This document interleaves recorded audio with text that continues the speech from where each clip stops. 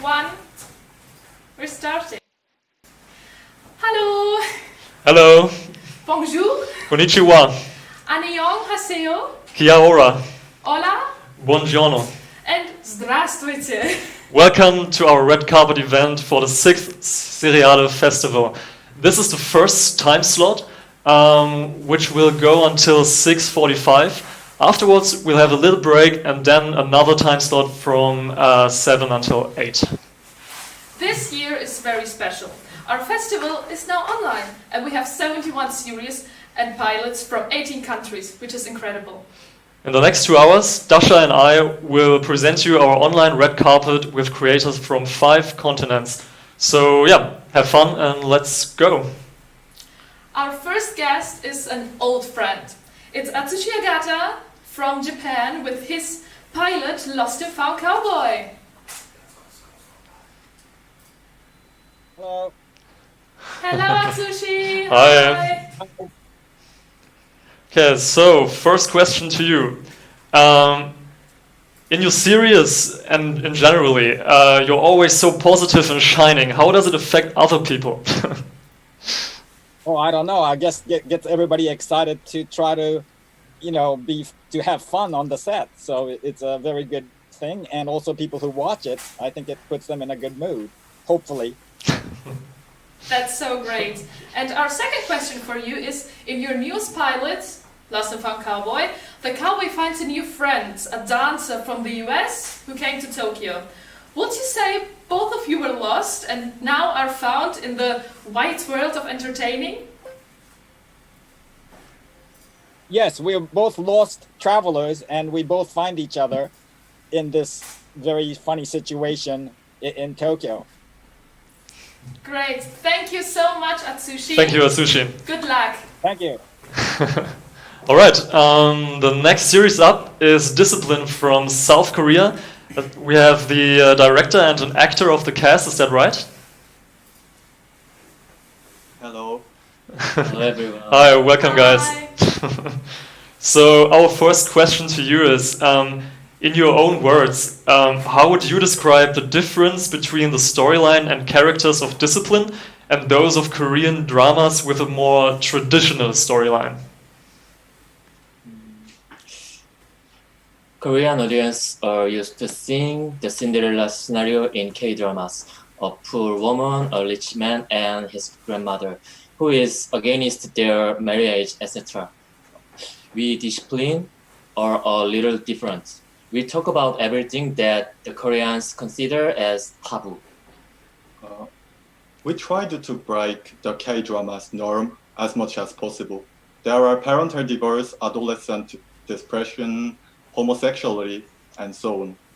The fact that we are not afraid to talk about taboo, the things that are actually happening in the real world, is the biggest difference between us and the traditional K-dramas. All right. Thank you. This Thank is you. very great. And our second question is, how much of a difference does it make in writing the scenes when you are allowed to use swear words? Does it make it easier? Of course, the first thing that came to my mind when I'm writing the script, I'm thinking about my teenage years, was cursing. So using slangs and bad words helped completing the story based on my experiences. Great. Thank you very much. Thank you. Good luck for the award ceremony. Thank you. Our next series is The Way to Sangju, also from South Korea. And the creator is Yang-man Kang. Hello. Hello, Yang-man Kang. Are you here with us? Sadly, due to technical difficulties, we can't go on with Yang-man Kang, but we wish him also very good luck for the award.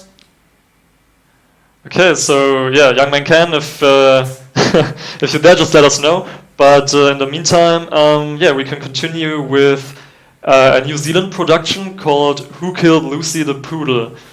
Orlando and Kent, are you here?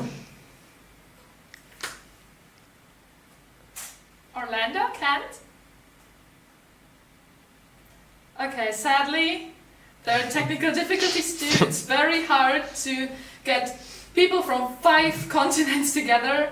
So maybe they'll Also, go we have later. to say it's like 5 a.m. in the morning in New Zealand, so maybe they just fell asleep. We don't know. But okay, then the next series would be Forest League from Brazil with Sergio Khalili. Are you here? Yes, I'm here. Oh, cool. Hello. Welcome. Sergio. Welcome, Sergio. We sadly see only a black screen with the word iPhone, but maybe you can answer our questions.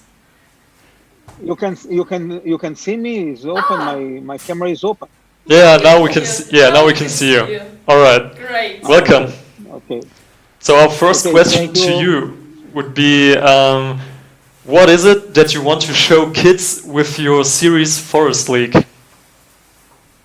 Well, my series talks about educational, environmental, and also social causes. That's what I'm working about. Talking about indigenous, talking about social cases about urban people and also rural people. Everybody work together and living together, and so we can understand the difference and not only understand and accept it and work all together. And that's what I'm doing. Cool. That's what my series works to. Yeah, I think that's a beautiful message. And our second question is, you say the Forest League brings back Brazilian folklore to the popular imagination. So can you tell us an example of a character or story from Brazilian folklore that inspired you when you first started working on the animation? Well, let me make you understand. Brazilian mythology is very interesting. We have a lot of characters that almost all of them works about the forest, about protecting the forest and protecting the animals. You understand? So we have Curupira. This is one with red hair, and he runs with Chang foot. His foot is to the back. Why? Because he used it to make the hunters to be confused, so he can help the animals into the forest. You understand me? Yeah. Can you understand me? Yeah. So this is one of the character, very interesting. The other one is Saci. He's the leader of my band, and he's one of the most important character for Brazilian folklore. And what he likes to do, he likes to make a mess, to make everything funny. But why? To protect and to make people like to be confused, and to protect the forest, like the trees, the animals. That's what we are working about. All right. And, Yeah, thank you. That's why we use these characters. Right. Yeah, thanks a lot for that insight into Brazilian folklore. And also I have the one of the most important ones is Yara, is a mermaid. Everybody has a mermaid in their own culture, right? Right, yeah. They work together. Yeah, thanks a lot. Thank you very much. Our next series is What is Emerging, also from Brazil, with Maria Clara Parente de Barros Gomes and Camila Cardoso. Yes, hi. Hi. Hi, welcome. Nice to see you. So, our first question to you. In your series, so many important topics are discussed that have a great impact on our society, on every individual, and above all, on our future. What was your main goal when you started developing and publishing the series? The goal when we started developing the series was to show other possibilities of how we could live in this world, other than the most common system, the modern capitalistic system that we live in. So we were trying to get researchers and professors and writers and indigenous people to tell us about other ways of living in the world and to open up possibilities for other types of imagination. That's very cool. And our second question is, how would you like to go on with the series? Yes, we are very open about how to continue this process that is an ongoing process of our life. But now we are developing a fictional project that is a continuation of that, and also a series about regeneration, and also connecting to the global issues that are more alive, I think, to everyone in these troubled times that we are living in now. Thank you so much. Yeah. Wish you good luck. And Thank our you. next series is Old Escape from Argentina with Sergio Sosa and Adrian Garelic, who both representing Flixo, and Sebastian Huergo, who's the creator of Old Escape. How are you? Thank you. Hi, welcome. Hi. All right, so, well, first question. As the series is about addiction to gaming and social media or the digital world in general, how would you describe your own personal relationship with the digital world of our age? Okay, may I ask that, Adrian? Okay, so Please go ahead. the virtual world we're living in is like a paradox, you know, because it gives a lot of tools to manage a lot of things, but in another ways it's very addictive. So the series meets in that point. It asks the question to the audience if the virtuality is a tool or maybe it's a addiction, you know. Great, thank you. And our second question is this disconnection from reality we see in the series something that is, in your opinion, going to become a bigger issue in the following years? I believe so. You know, virtual world is getting bigger every day. So people are living their lives in virtual worlds. So it's getting bigger every day. So we have to question ourselves: what criteria are we using to live that kind of world? You know. Yes, true. Yes, of I course. agree. Thank you. Okay, yeah, thank you guys for your answers. And Sadly, Sergio and Adrian didn't say anything. It's an awesome show. It's an awesome show. okay, that's all you need to say. That's all you need to say. Yeah, and that awesome show will be on Flixo, which is an awesome platform that you should check out. And that's all we have to say. Okay, yeah, we'll check it out. We love you. Yes, we love you too. We love you too. Thanks a lot. Okay, next up is a series from Italy, La Festa Triste, the sad party. Valerio, are you here? Here I am. Hello, everybody. Hi, Welcome, Valerio. welcome. So, well, our first question to you is, like, why did you choose this format of like an interactive series? Like, where did you get that idea, and why did you like not decide to use a more traditional format for your series? Well, we were trying to describe the weaknesses of our society through the story of the protagonist, and while we were debating on what is a free choice using the mechanism of a game series. So the mechanism is an old one from the game books. In the end of each chapter, you've got 4 different choices to go on, but you are not actually allowed to decide at all because there's one only end scene, which is the introduction of the second part of the project, which is a live show in theater. So okay. we were using 2 different lines together. That's Oh, so cool. interesting. Give us maybe a little sneak peek about the live show. I can't hear, sorry. I'm sorry? Hello? I can't hear you. You are very low in audio, sorry. Okay, maybe If you speak in my microphone. Give us a little sneak peek about the live show you're telling us about.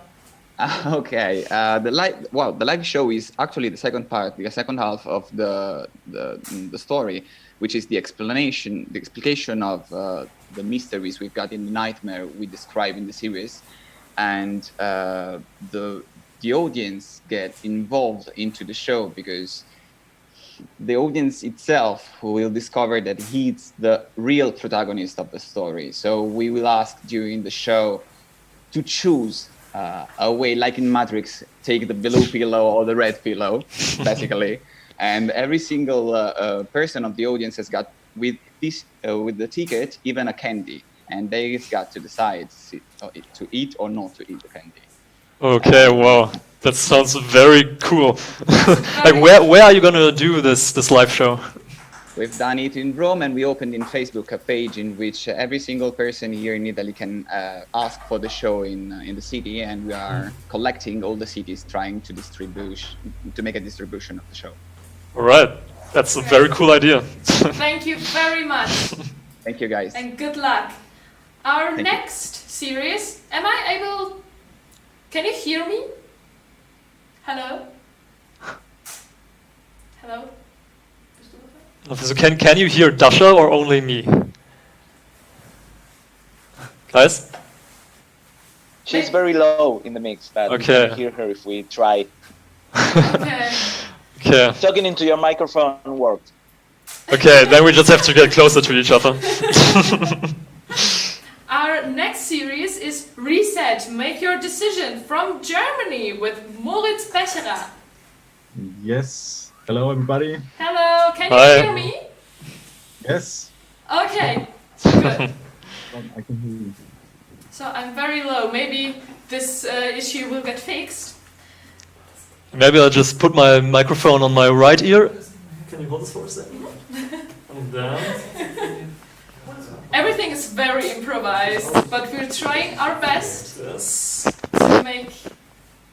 Okay, so now Dasha is closer to my microphone, maybe that helps. Yes. Alright, so while we're trying to figure out what's wrong with our microphones, Moritz, first question to you.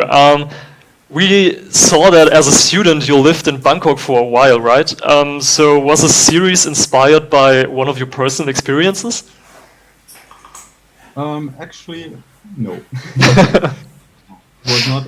Of course, every story is somehow influenced by personal experiences, of course, in that place, but not. And of course, Bangkok is a very lively city and very interesting to live in. No, the main theme of the story was decisions and to take responsibility about the decisions. And I think everybody knows situations where you have to decide, and well, if this decision is going to be fine or not, you find out later. And if you're wrong, then at least you should not fall into depressions, or at least you should know. In the best case,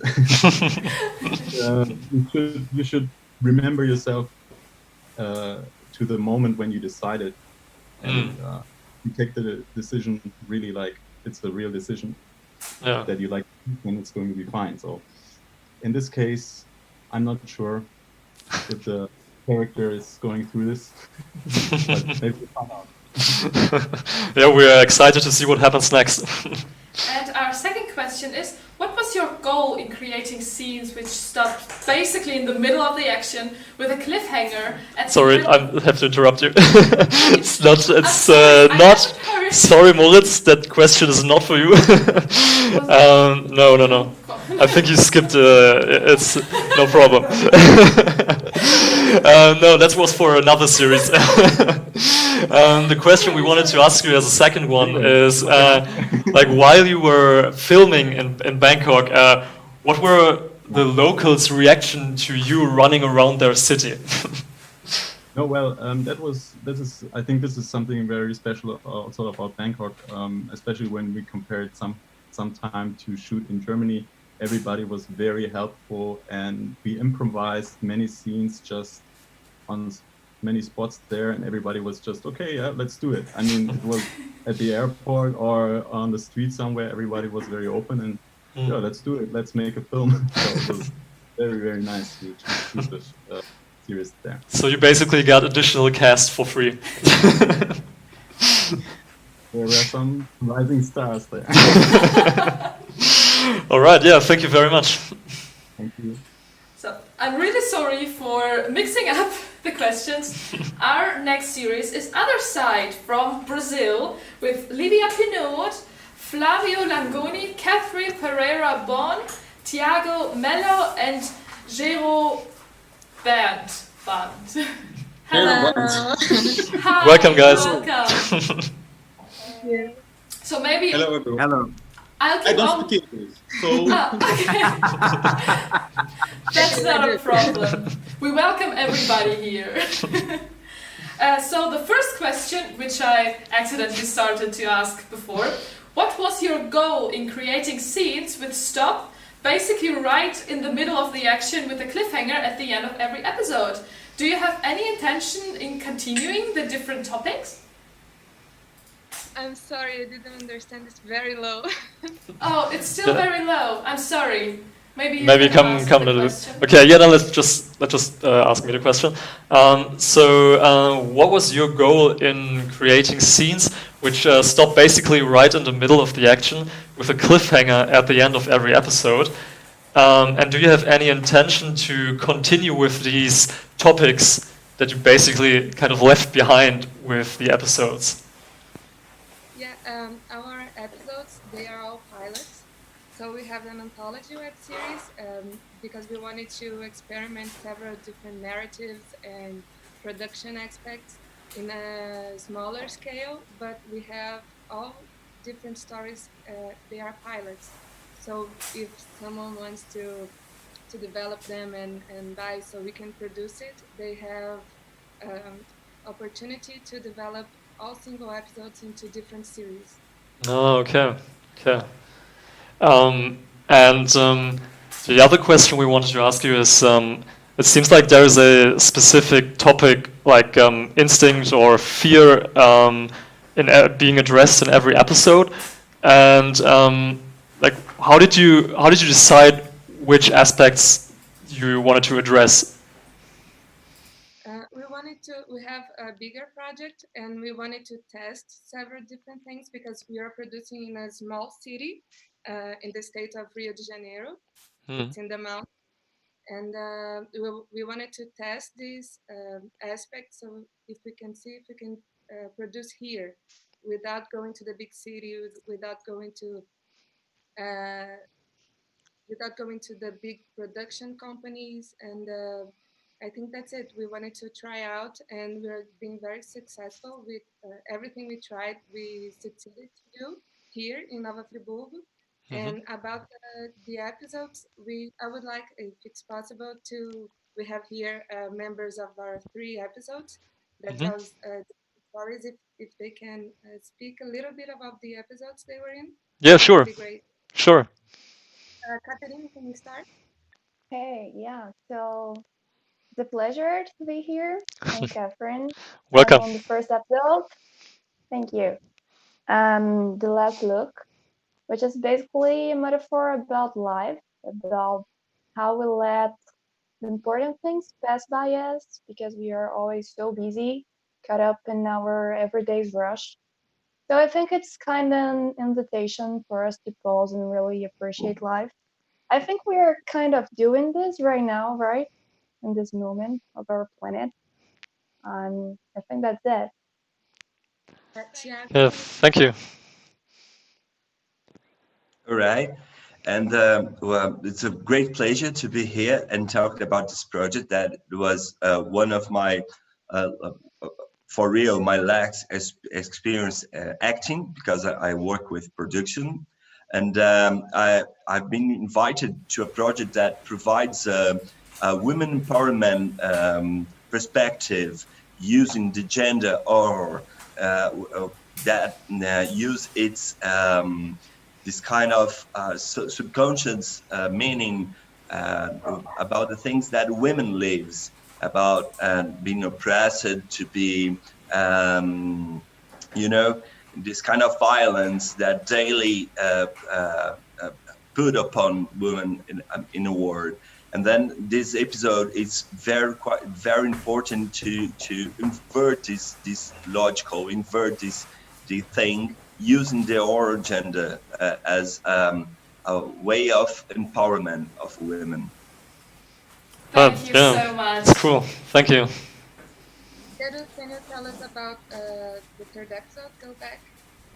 Yes, come back. Well, I mean, I was thinking here, being here on the red carpet is like a trip on time, because I'm in relation with a lot of young people, and this is a comeback to me. It's a trip on time, and the film, The Comeback,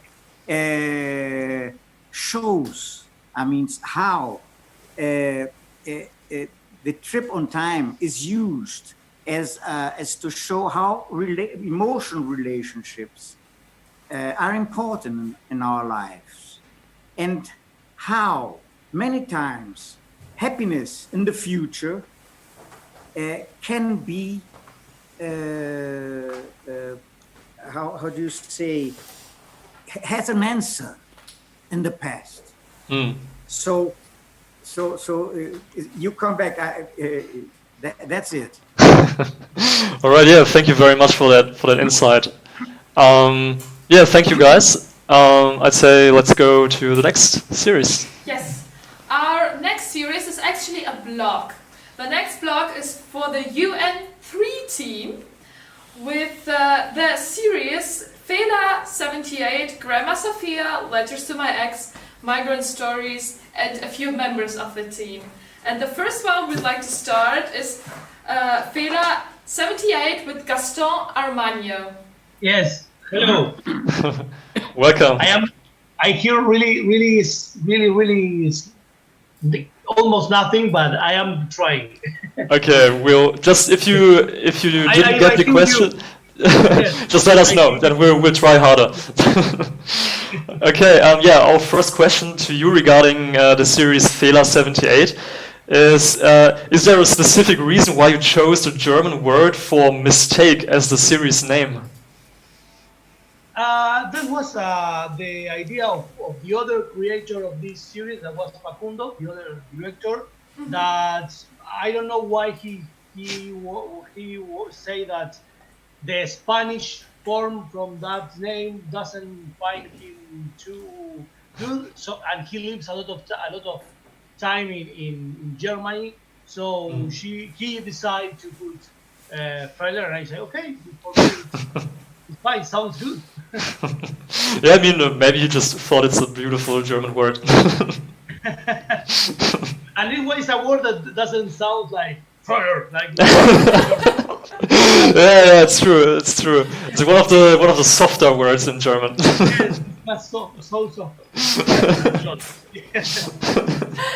Thank you so much. And our second question is, can you hear me? So, like nothing. Almost nothing, but I am trying. I maybe come closer to Marius, so maybe it will work then. Now yes, of course. Now it's better. All right, perfect. Now we just have to say like this. I guess when you're making a post-apocalyptic series with an unknown threat to humanity, like, it can be challenging to decide how you want to display that threat on the scene. Did it take a lot of time to settle on a design that you are actually very happy with? Sorry. Again, I don't hear a lot. Okay, let me try again. Like, in short, in your series, you basically have this unknown threat that is threatening the group. So was it hard to decide how you want to display that threat? Display the threat? Like how to show it on screen, you know? Like, was it a hard decision how to do that? To keep it a mystery, or to let it be a person?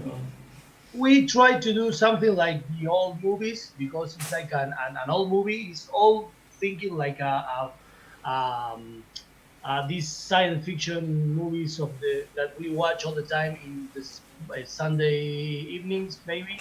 Well, maybe here, and it's like the threat is like we don't show a lot of the threat because we do it like in that time. We don't have effects or nothing, so we are just. I don't know if I understand the question. I think yes. We try to don't show too much and show it in another way, just with some shoots and sounds and the music and the way of filming. And we decided just to shoot it very few times to show the monster a few times and not showing the monster all the time. I don't know if that was the question. Yeah, that's exactly what we wanted to know. Okay. We decided to don't show it a lot because we don't have the Hollywood effects to do that. All right. Yes, thank you so much. Thank you so much and good luck. No, thank you and thank you. Thank you. The next series is Grandma Sofia from Andre Serebrenik. Hello. Hello, Andre. Hi. Hello, how are you? We're great, thank you. I like the pronunciation, Serebrenik. It's great. It's more Russia. Yes, I'm actually from Russia, so... Yeah, I think my So- grandma is from Russia. Ah, okay. No, like, such names are very easy for me to pronounce, so... At least there is one name we can actually pronounce correctly. Yes. We're sorry about that. I pronunciation and music. All right, so our first question to you is, did it feel weird when you first started filming your daily interaction with your daily interactions with your grandma? More slowly, please. Did it feel kind of weird in the beginning when you started filming your interactions with your grandma? Yeah, in the moment when I start with the project with my real grandma, I am losing the relation with her. So when I start to film, it was the moment to say bye bye because he stayed very loose. He don't recognize me.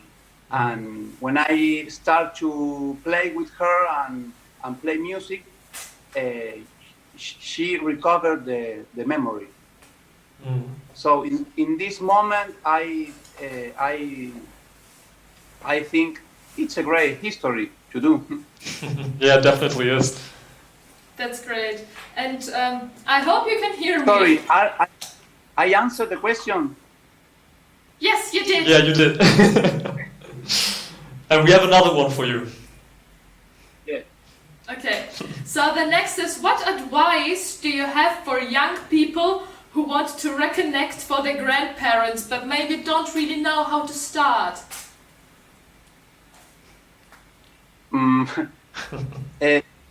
There are some Argentine to help me. Sorry? I'm sorry? Some translate me. Ah, okay. Actually, we both can Spanish. Yeah, but you know, because we are also running a little bit short on time, so I'd say let's maybe continue with the other series from UN3. Yes, but thank One you more? very much. Thank you very much. Okay. I something right to me. I think the bonding, the relation with the grandparents or grandmother is very important because it's part of our history. So I think the person is I need to do to change something in my life to change my relation with my grandmother, but it was very healthy for me. So I think just do it. Great. Yeah, thank you so much. Good luck. Thank you. Our next series is Letters to My Ex by Jasmine or Jasmine Stewart.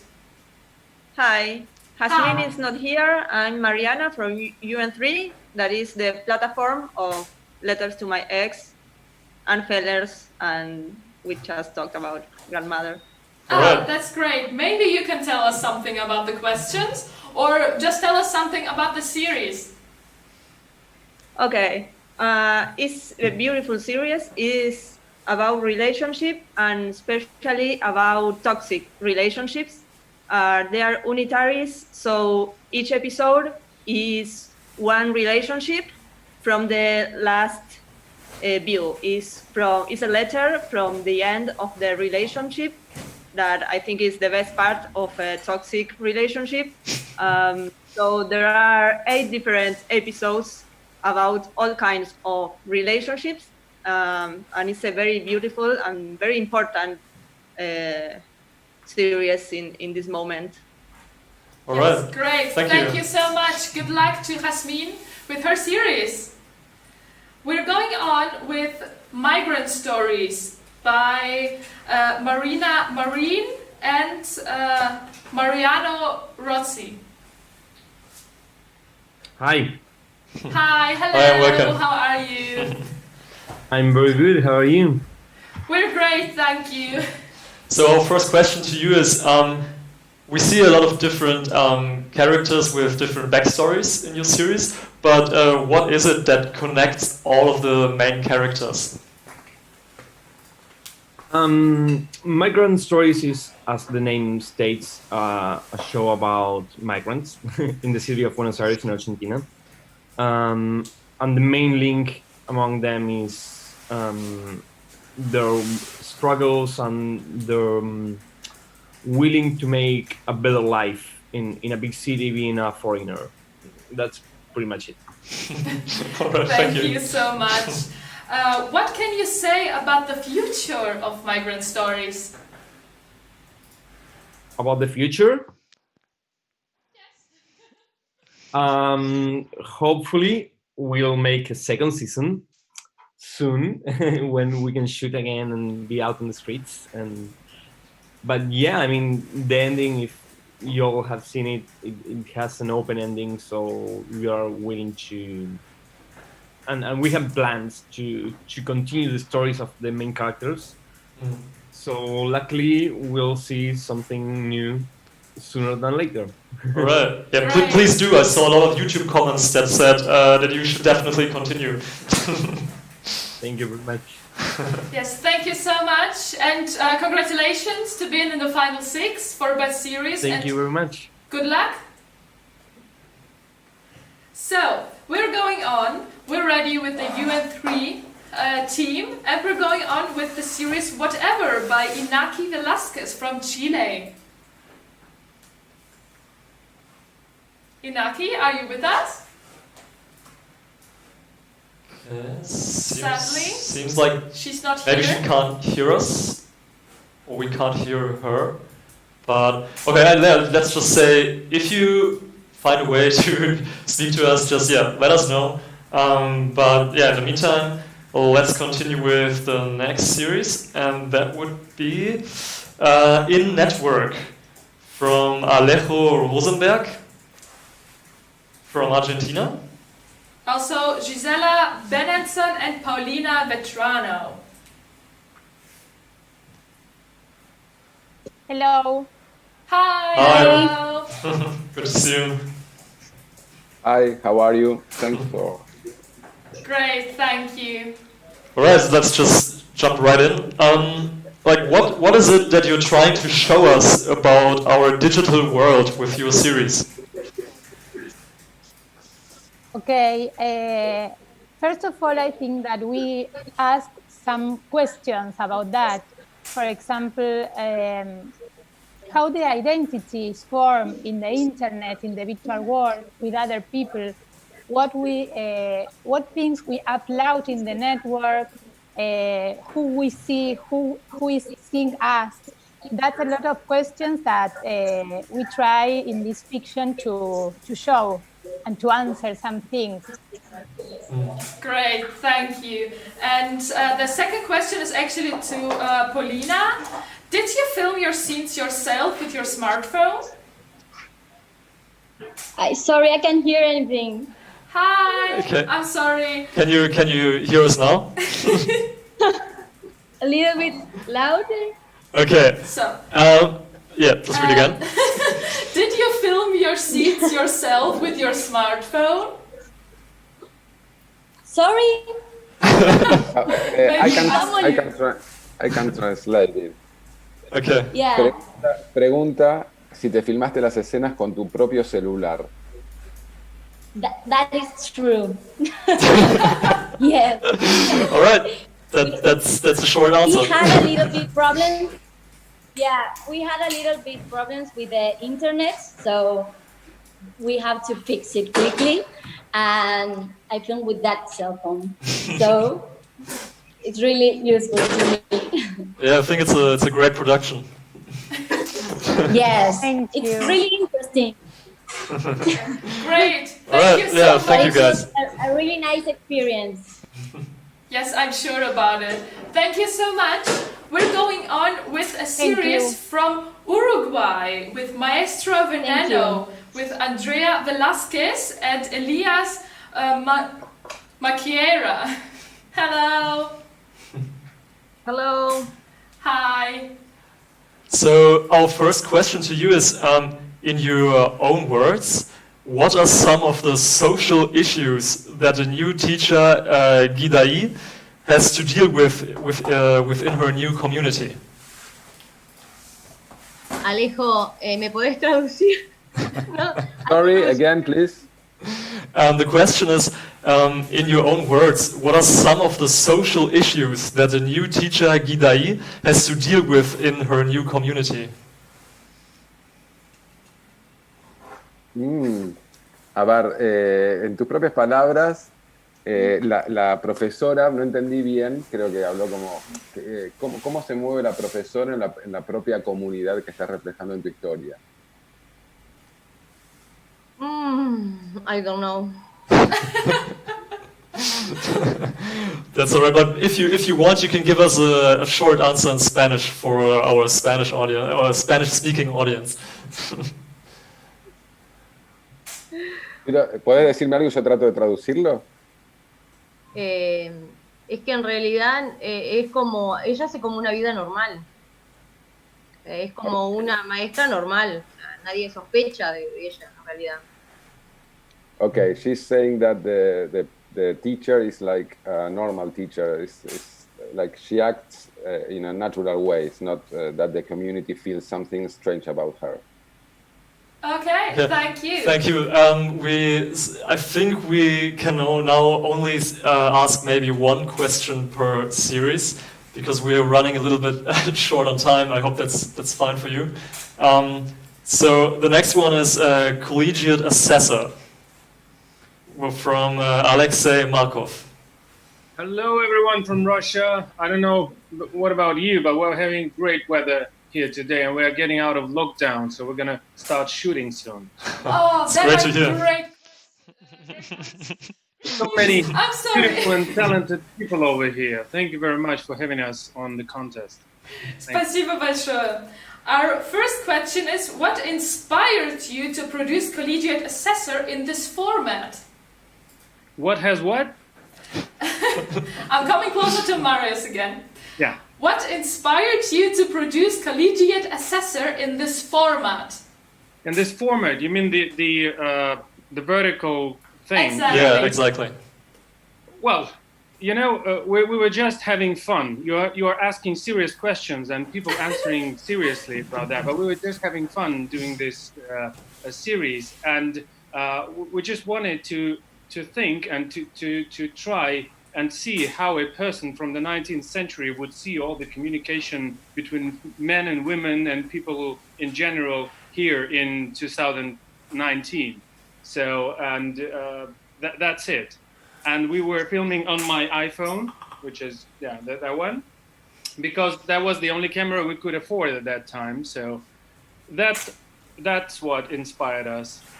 Great. I actually have one question more, even if we don't really have time for it. How is it possible that the historical antagonist from the 19th century is able to drive a car in 2019? Yeah, so it's just the beginning. So we shot only five episodes, and we want to shoot more. And it turns out that this antagonist, I don't know, is that okay to do spoilers here? I'm not sure. But that's up to if you want. Actually from this time, and he travels back, steals some stuff and sells it, like antiques or something like that, and sells it in 2019. So he's from this time, actually. So he found this gap in time and travels to and fro and sells stuff, you know. Great, thank you so much. Thanks. Good luck. Our next series is also from Russia. Thank you very much. It's also from Russia, and one of the final 6 for best series. It's Millionaire from Balashikha with Nikita Kamarov, Artyom Tsagorodtsev, Andrei Paukov, and Lena Samoylova. Are you here with us?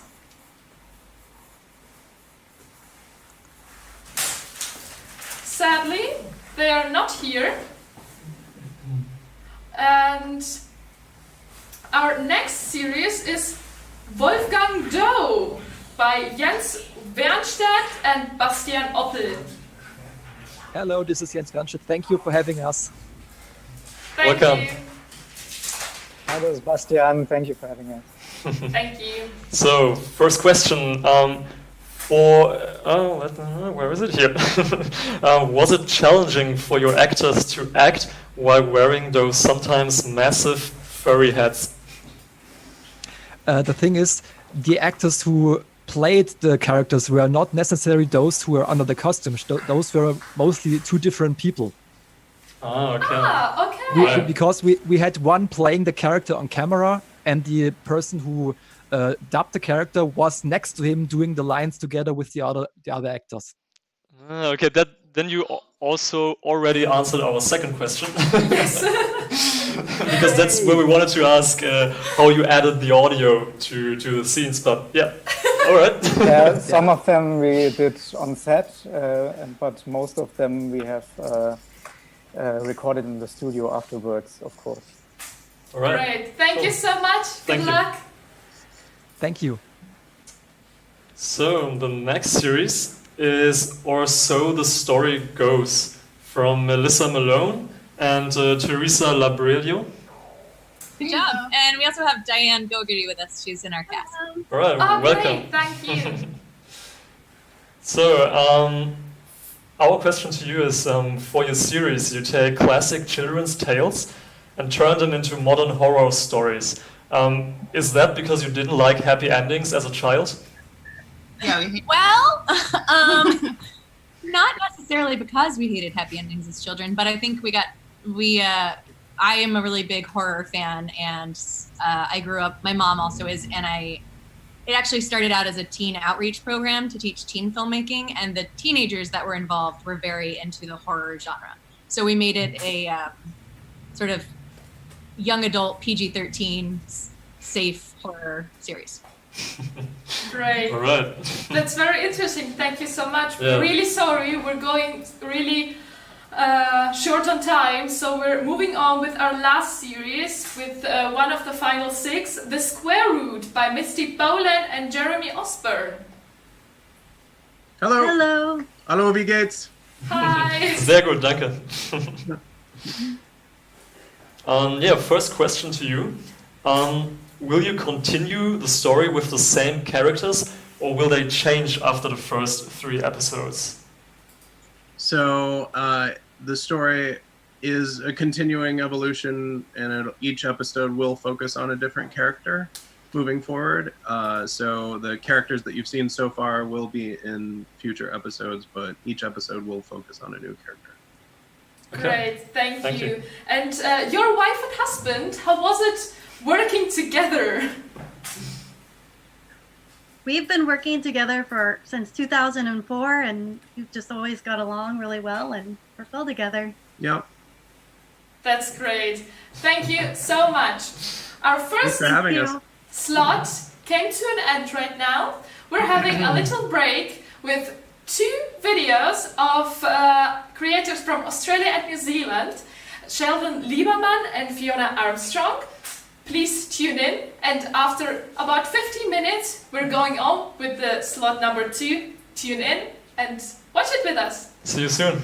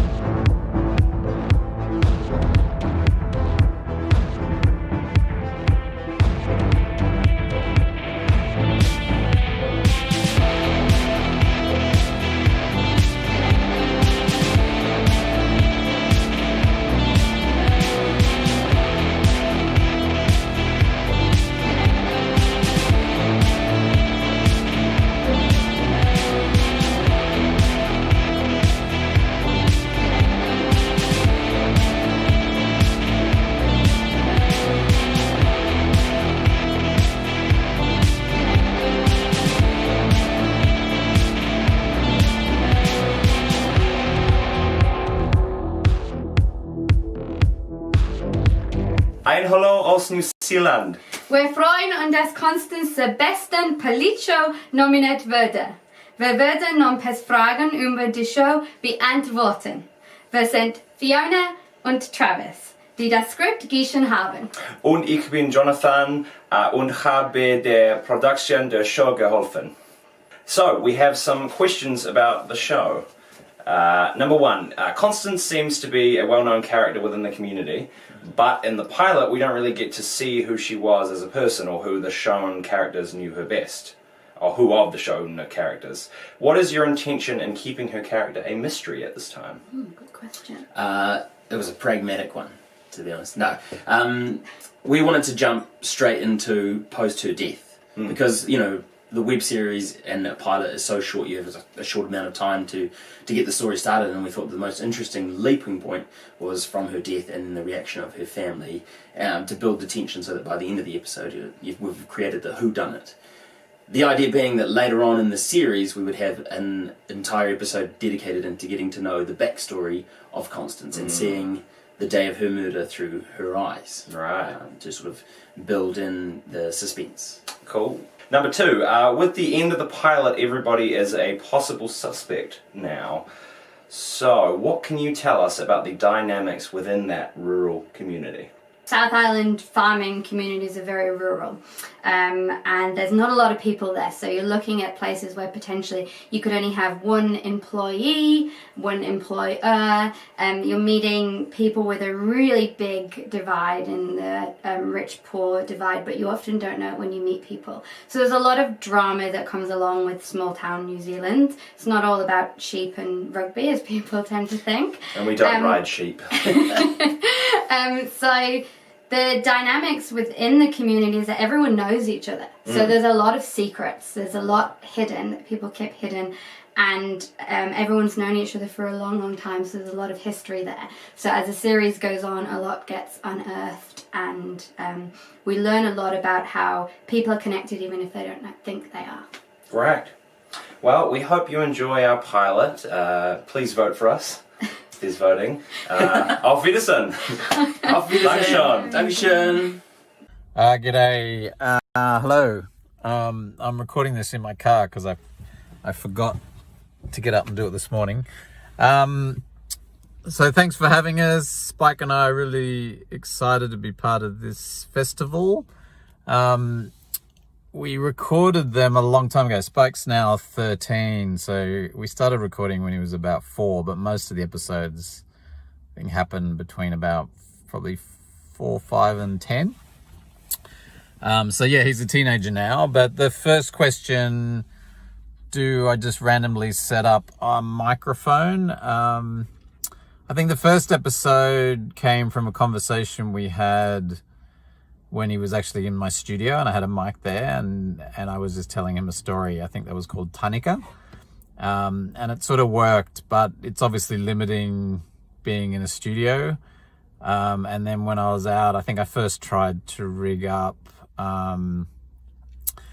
like wireless mics, but he was 4 years old, so you know, a 4-year-old doesn't want anything on him. So I gave up on that, and then I think I just pulled out the iPhone. I didn't think the iPhone would be good enough. It's all right, I'm recording this on an iPhone now, and you know, realized that the sound and compression of mics on an iPhone is actually quite good. So even if I was outside, you know, held it the right way, I have to keep it away from wind. And also because I could hold it in my hand, which was actually about the level near his head, so I could hold it more towards him. And I was quite surprised at the quality we got. So I think it was Mud Crab, which is probably our most popular episode, where I realized that the quality would be good enough to screen at festivals. So that's what I've been doing since, is just we'll be doing something, and if I thought something might happen, I would just turn it on. I might record for an hour or half an hour, and then I would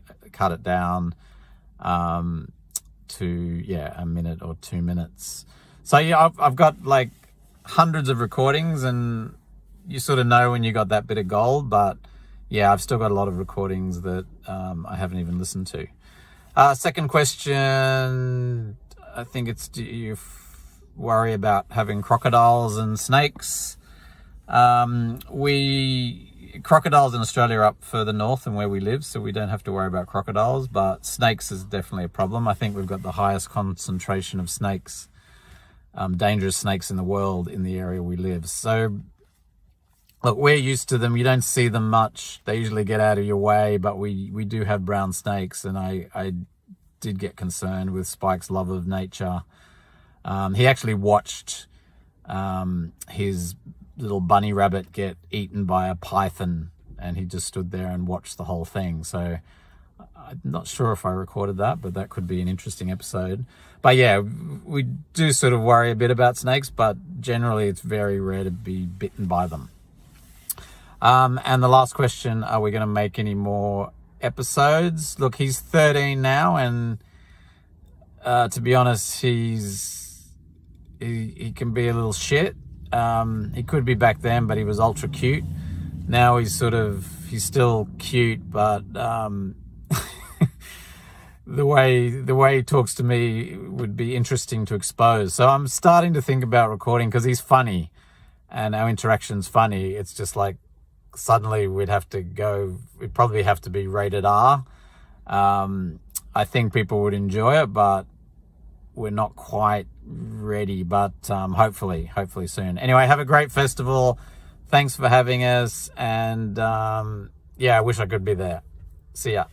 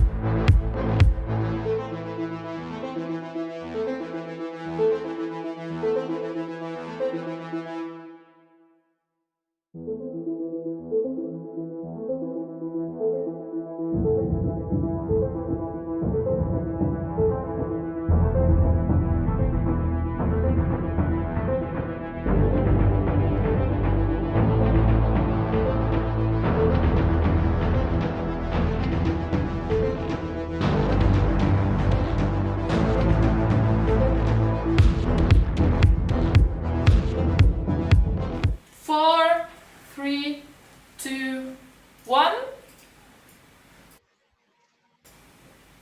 Hallo. Hello. Bonjour. Konnichiwa. Hi. Annyeonghaseyo. Kia ora. Hola. Buongiorno. And здравствуйте. Welcome to our red carpet ceremony for the 6th Serial Festival. This year is very special. Our festival is now online and we have 71 series and pilots from 18 countries, which is incredible. In the next 2 hours, Dasha and I will present you our online red carpet with creators from 5 continents. So yeah, have fun and let's begin. Please mute yourself now and unmute yourself when we ask you. And we had some technical issues, so it's very improvised, but it's gonna work.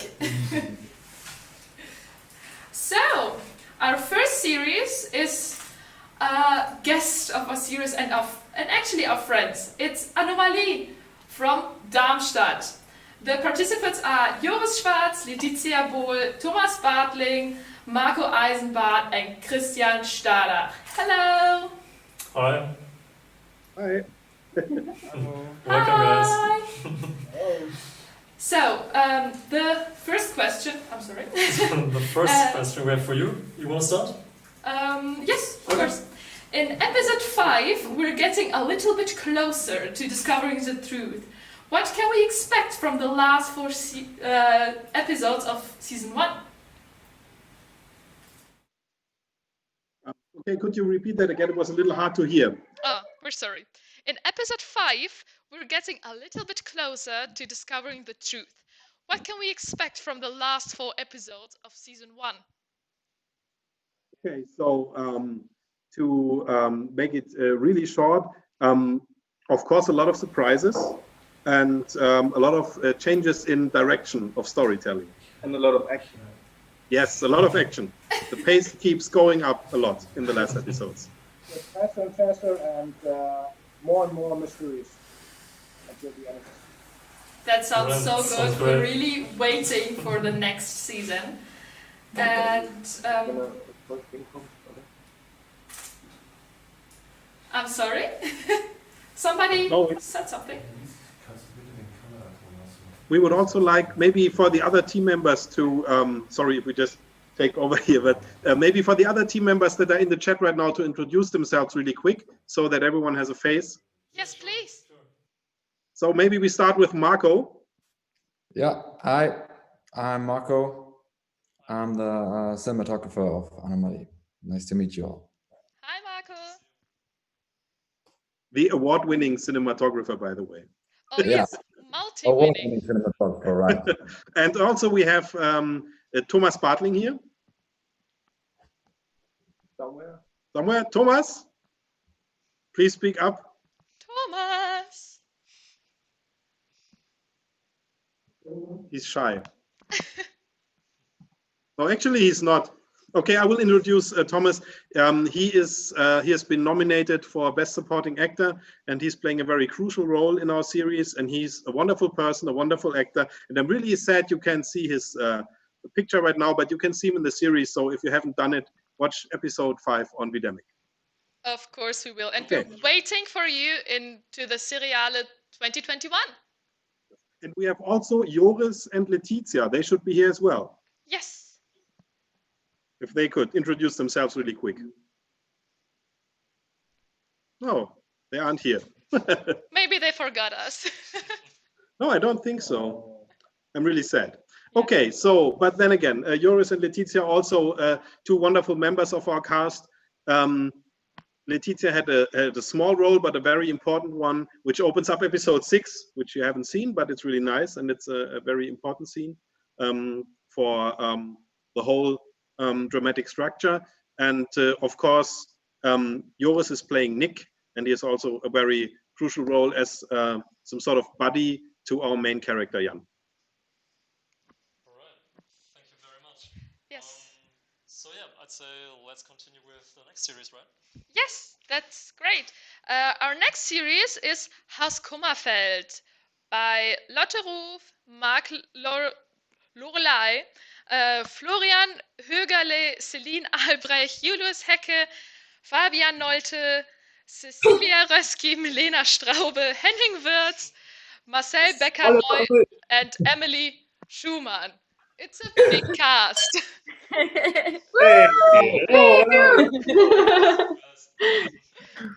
Hi.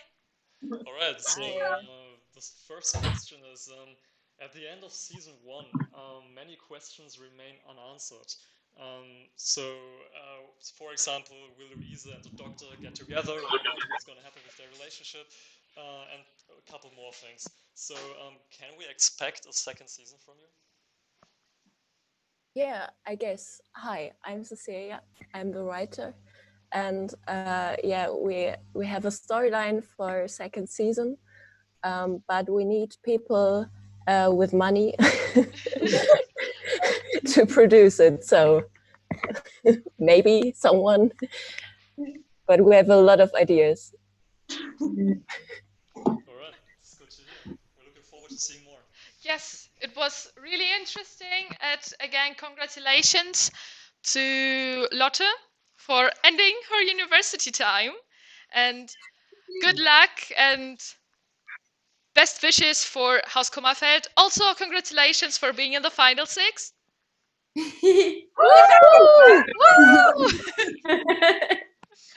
Yes, thank you so much. We're going on with another friend of ours. It is George Rees, Ben Enke, Bethany Langham Jones with the series Utopia Planitia. There. A couple of things real quick. Also, Rose and Oliver were involved in the Spanish episodes, and Karis was part of the production as well. Also, Gaston from the first block of interviews was our AD in Spain. But Ben was our cinematographer, and Bethany our AD in the United States. So what's your question?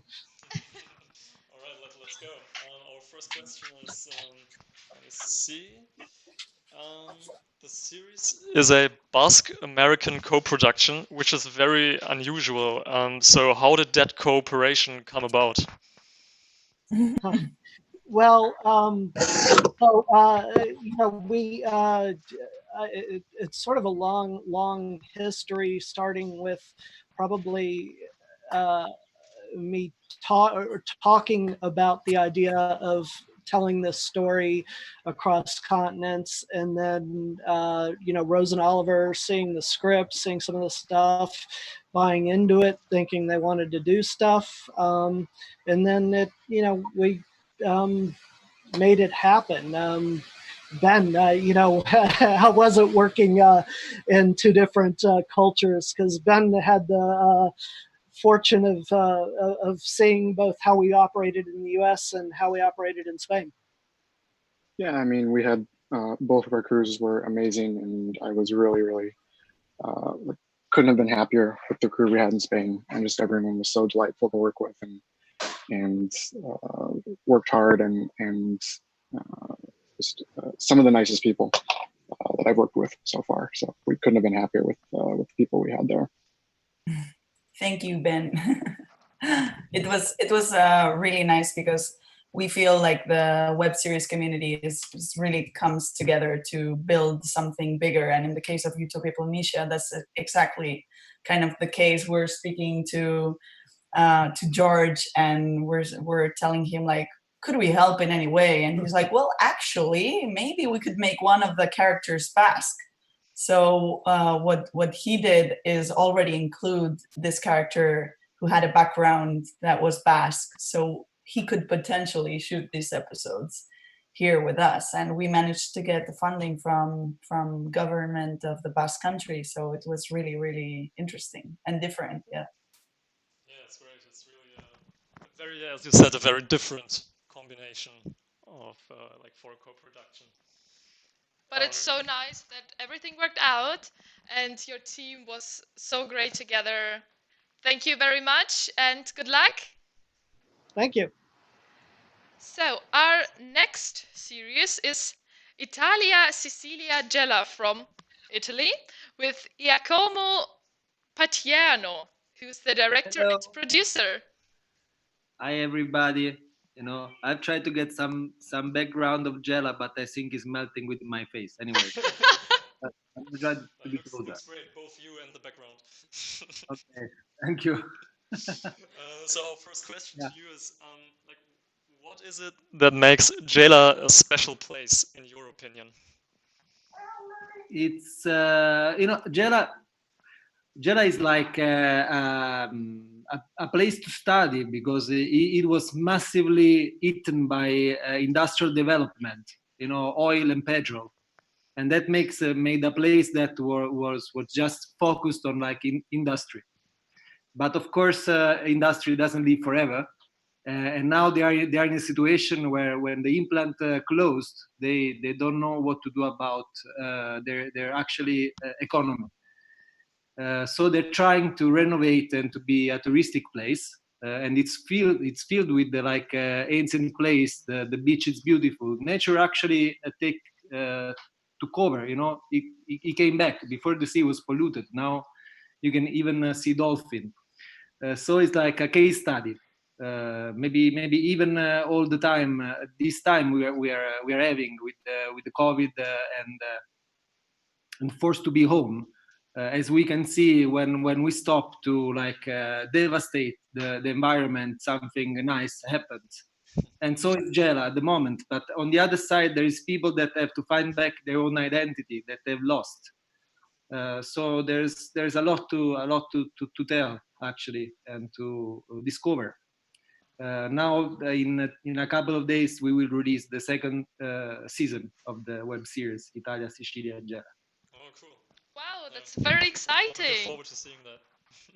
I have to be honest, I never heard about it before, but it looks like a very interesting town. Thank you. Yes. Thank you a lot. The next series is actually also from Italy and also from Sicilia. It is Sicilian Rhapsody by Riccardo Canella and Caroline Moret. Hello? Yeah, hello everybody. Hello everybody. I'm not Riccardo Cannella. I don't know if you can listen to me. I'm Dario Ferrante. I'm the producer of Sicilian Rhapsody. Unfortunately, Riccardo is not here today, but he's sending best regards to all of you. I'm very happy to be here with you today. It's great that you're here. Welcome. Yeah, thank you. So our question for you is, what should people know about Sicilia who have never been there? What they know or what they knew through our web series, you mean? I think through the web series, because it's the topic right now. Yeah, I'm on my first experience as a producer, but myself, I'm a tour operator specialized in Sicily for the world, you know? So basically, the original idea was to make a sort of, to find a different language to do a sort of a territorial marketing, you know, different language to explain our idea of Sicily, which was not a stereotype, the usual, let's say, Sicily. So basically, we wanted to find a new language to show a different idea of Sicily. So when I met Riccardo Cannella and his crew, basically we went around the island for 2-3 weeks, from 3,000 meters of the Etna Vulcano to the island. So basically, we've been around all over the island, showing the best that Sicily had to offer. And the idea was to show an unexpected idea of Sicily. So basically, in the 5 episodes, you will find everything which is really unexpected. And we did this through really fun and interesting storytelling. Let's say. So a new language, and we had quite a good feedback from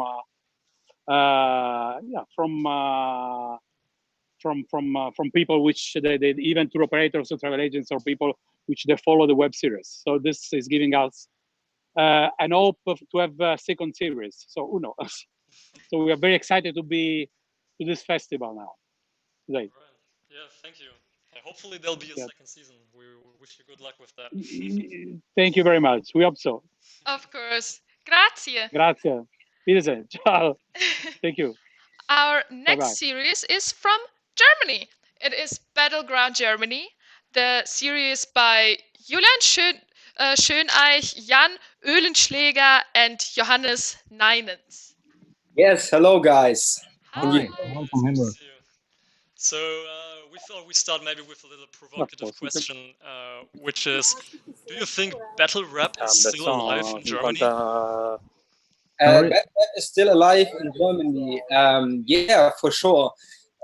We had like a peak about 2 or 3 years ago, but there are big. Non so neanche se mi vedevo dalla. Excuse me, Dario Ferrante, can you maybe mute Dario yourself? Ferrante.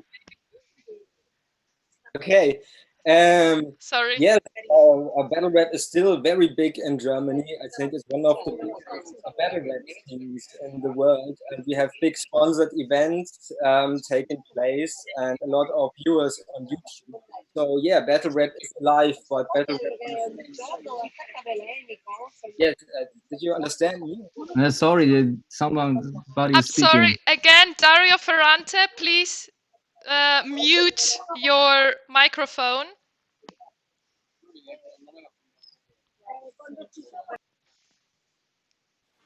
Okay, I think now the issue is fixed. Yeah, did you guys get the answer? Yeah, we understood it. Yeah, like sometimes it was a little bit quiet because of the other person also speaking, but I think we got the general idea. So we just wanted to ask, like, before we go to another series from the USA, which is also connected to hip hop, we just wanted to ask, like, what's your personal connection to battle rap? Have you tried it yourself before? No, not battle rap, but for me, I was always listening to hip hop and rap, and I think this battle rap community was growing in Germany and was like a place like in the 90s where you could just come and do something and be part of it. So that's a fascination with words, like fighting with words, and we want to get to know like the people and what drives them and why they get on stage like to destroy someone else. It's very interesting, and that's why we started the series. Actually, we wanted to do a feature film, but now it turned into a series because it's a much better fitting format for our series. There's a thin line between insulting people and respect.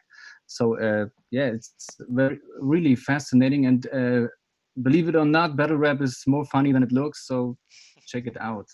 Yeah, Trust it's not me. everything serious. All right, yeah, then we'll continue with another series who is also about the hip hop genre, but this one's from the US. It's called Falling Off by Alan Porter. Are you here with us? I am. Hello. Hi. From Minneapolis. Good to see you. It's so nice to see you.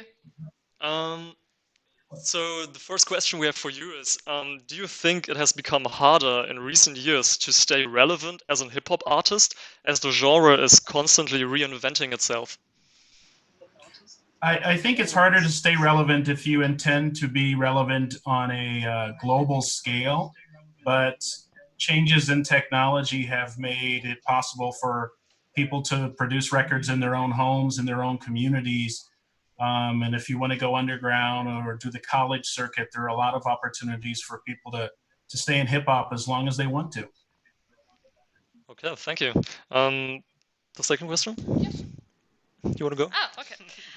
Do you think, I'm sorry, that's the same question like before. What characterizes Minneapolis rap, in your opinion, and makes it different from other city styles? I think it's more inclusive from a cultural standpoint. While hip hop is pretty diverse now, it wasn't always. And I think Minneapolis, because it's a bit of a homogenous environment, it's mostly Caucasian, that people of Caucasian descent have been invited into rap. The rap group Atmosphere is one of the bigger names coming out of Minneapolis. And I think it's just more inclusive and it brings more ideas and perspectives to hip hop than other cultures might. Great, thank you for your thoughts. Good luck. Sure. Thank you. Our next series is Divine 419 from Germany again. The series is from Johannes Krug, Fifi Neiter, and Ivan Egan. Hello, Divine Hello. 490. Yeah. It's called Divine 419. Ah, 419. We're really sorry. Yeah, so with me here in the Zoom chat is currently the lead actor Fifi Naser, and then the sound one of the sound men Stanley, and even the other lead actor unfortunately had a problem with his phone. That's why he had to leave the chat. But yeah. Still, it's great that you're here with us. So first question, as a guy from southern Germany yourself, like what's your personal connection to Ghana? I used to live in Ghana after my A levels, after high school. I spent 1 year there doing a volunteering. Yeah, and there I met my wife. So afterwards I always came back every holiday. So it's like yeah, my second home. So yeah, that was like 2012, the first time I was there. Yeah, so it's a close relationship. So the second question is now only to Fifi, because Evan is not there. When did you first hear about the idea for the series, and what made you actually join this production? Okay, so thank you so much for the opportunity. I think I heard about Divine 419 from a friend who believes in me, who believed that I could still pursue the acting dream. I wanted to become an actor for a very long time, but my film industry is not that really helping me. So I thought of quitting. So he told me about it, and I was feeling very reluctant. But upon a second thought, I tried it, and I was chosen. Yeah. Great, thank you that you're with us today. Thank you too. Thank you to Divine 419. Our next series is Swipe from the Netherlands with Martin Winkler and Mandy Lin. Hello, everybody. I'm Hi, Martin guys. Winkler, yes, from Netherlands. Mandy had to put her kids to bed, so I'm left alone on the red carpet, but great to see everybody. It's good to see you. So our question, I think, is a rather obvious one. It's like, how did you come up with the idea to make a whole series just from the perspective of the smartphone? And why did you do it? What did you find so interesting? Yeah, I wondered why I did it while we were making it, because it was a terrible thing, really hard to do. But I really wanted to make a series about the love-hate relationship I have with my phone. I really love what I can do with it, but I hate the person I become while I use it, because it's addictive and it really takes up all your attention. And there's this disconnect between reality, which I really found interesting to find out if there could be a drama series based on that idea. So that was the starting point, and we dived into all these different aspects of real life and how when you add the phone to love or to something exciting or thrilling or humanistic, what happens. It can work as a catalyst, or it can work as something that changes everything for the worse. So we have different stories investigating how smartphones work in our lives. Great, thanks for bringing the smartphones further for us. You're welcome. Thank you for having me. Yes, our next series is It's Your Turn from Spain, from Bilbao, with Rose of Dolls and Oliver Ment. Hi there. Hey. How are you? Hey, guys. Hello, everyone. Hi. So first question, the spoken language. Thank you. The spoken language in your series is Euskara, the Basque language, which is spoken only by around 1 million people worldwide. Do you think it has become easier in recent years for series using their local language to earn international recognition? Well, it's always difficult for minority languages to produce content in their language. That's why we had the support from the Basque government, especially because, well, we're promoting a language which is used by a very, very small amount of people. But it's also kind of magical to produce in such a language. And we have had several series already shot in Basque language. And nowadays, I think people are really used to watching series with subtitles. So we're really okay with the fact that we're shooting in a language not so many people speak, but a lot of people are interested by. Yeah, I think it's really cool that subtitles give us that opportunity to watch series from all over the world. Yes, yes. Great, thank you very much. We're really sorry that we can ask only one question, and I personally have to take a little break. I'm really sorry. I'm in the high heels for over 2 hours, and my feet are actually killing me. So The only one last thing I want to say is remember that Dima platform is now open, and that you're all invited to this platform, which is to find co-production or to find distribution for your show, and that we're also the founders of Bilbao Series Land, and that's also open for submissions. I just wanted to let you know that you're all invited to send your projects out to these two places. Thanks. Right. Everybody, you heard her. Listen up and do it. Bilbao Series Land. So now I'm a little bit shorter than I was before. And we're moving on with the next series from Germany. It's Kämpfergeist with Simon Turschner. Hello, everybody. I'm not Simon. I'm Timon. Oh. No, you got the right name, but I don't know why he's not here. He's the man of the series. He produced everything, and I'm just helping a little bit and made the music, composed the music. So seems that he's not here. He can answer your question, so I try.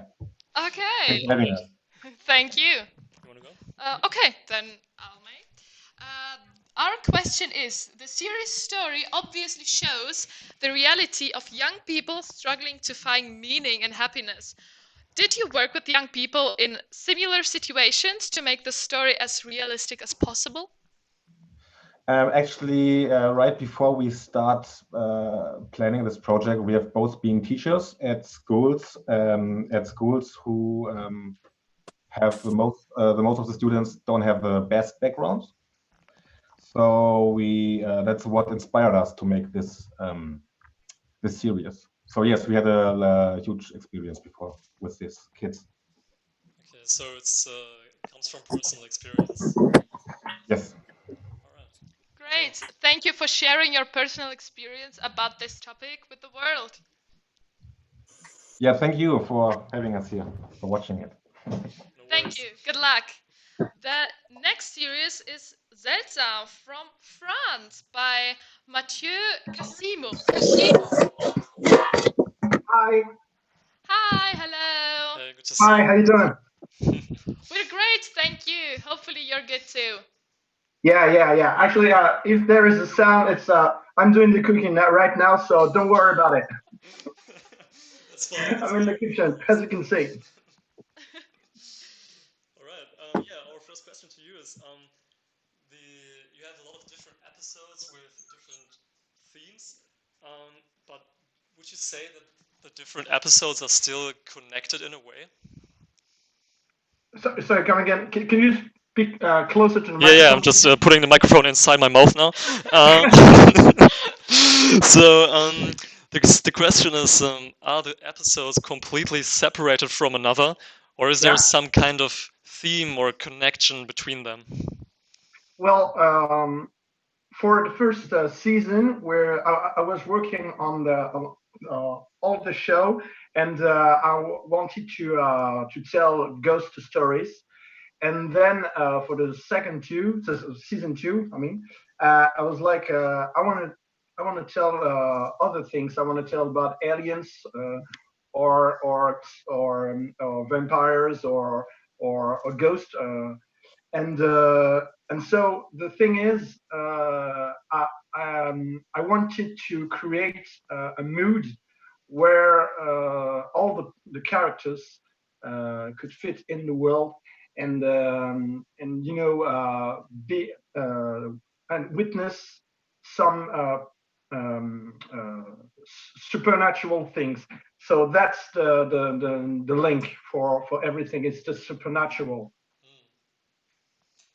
Right, yeah, I think you definitely achieved doing that. Like it was a very spooky experience watching those episodes. Yeah. Yeah.